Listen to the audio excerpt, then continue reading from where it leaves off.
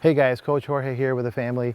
Today's video we're going to be talking about the serve, and in particular whether it should be an abbreviated backswing or a full backswing, because nowadays more so than in the past you see both things showing up on the tour, and I think they're both actually acceptable. So the one thing that I know for sure is that when I was a young player, if I did an abbreviated backswing, which means instead of going all the way back, I just kind of come up, I was corrected. That was technically, I was told that was wrong, okay? But now you see some of the best players in the world. Andy Roddick does it. And then other players have more of the traditional, okay? So if you think of Rafa Nadal, I'll show you an image right now, Rafa Nadal, you can see in this position, he has an abbreviated backswing. He goes straight up to that trophy position pretty early. And in contrast, here's a different image of Roger Federer, okay? And you can see in this position that he's holding here, he's clearly taking it back pretty far. All right? So I'm not trying to tell you that one is better or one is not, but here's what I know as a coach. I was just watching a high school match yesterday here in Michigan. It was a little windy, and some of the gals in our program, two of them in particular, were struggling on their serve.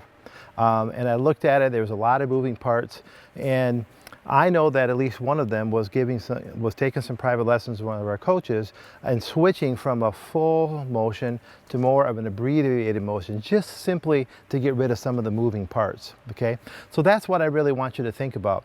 The days of thinking that abbreviated doesn't work or you lose power, that's not true. Andy Roddick, one of the hardest servers, had an abbreviated backswing. So let's do this. I want you each to hit a couple, and we'll just observe.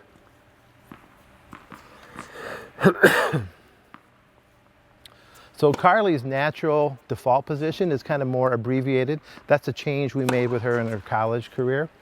She's done with college now, but she has more of a kind of almost a mix. It's not totally abbreviated, but it is somewhat abbreviated. And then Marty is more traditional. Her racket goes back a little bit further, and it's a fuller backswing right there. And I wouldn't necessarily tell you that you should change one or other, but I will say this. As a coach who's still working a lot on the court, I have had some good success with people with problem serves, chronic double faulters, taking them and moving them towards the abbreviated, and honestly 7 out of 10 times it works better for them. And really I think it's just because we're removing a lot of the moving parts of the serve and simplifying it. So I just wanted you to think about that and test it out. If you're working with a coach, I think you should get their advice. Gals, I'm going to just end with one little thing here.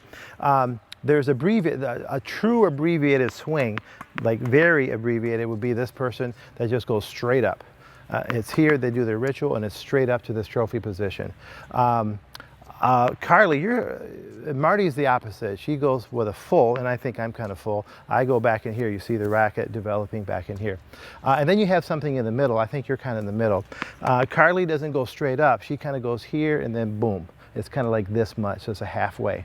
All right, so I just want you to try that. I have found that it is pretty helpful to experiment with that for some people. If you're serving fine and your current motion is working for you, then don't bother. So I hope this is helpful. If you're watching this video anywhere else other than my blog, that's jorgecapestany.com. I encourage you to go over there. You'll see a bunch of free lessons. Everything on that site is free.